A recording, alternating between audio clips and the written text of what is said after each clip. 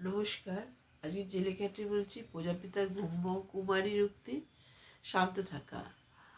আমরা সবসময় আনন্দে থাকতে চাই। এই আনন্দে থাকারও একটা রাস্তা আছে।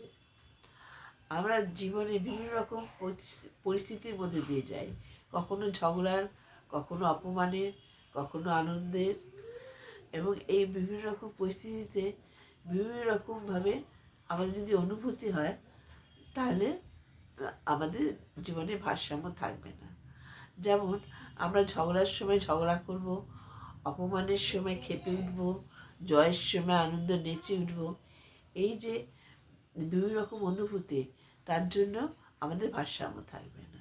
ভারসাম্য রাখতে হলে ঝগড়ার সময় শান্ত থাকতে হবে, তার জন্য শান্ত থাকার অভ্যাস করতে হবে। অপমানের সময় শান্ত থাকতে হবে। আবার যদি আমি জানি আমি ঠিক পথে আছি, তাহলে তো কোনো কথা নেই। আবার জয়ের সময় শান্ত থাকতে হবে। সব পরিস্থিতিতে যদি আমরা শান্ত থাকতে পারি, তাহলে জীবন আনন্দময় হবে।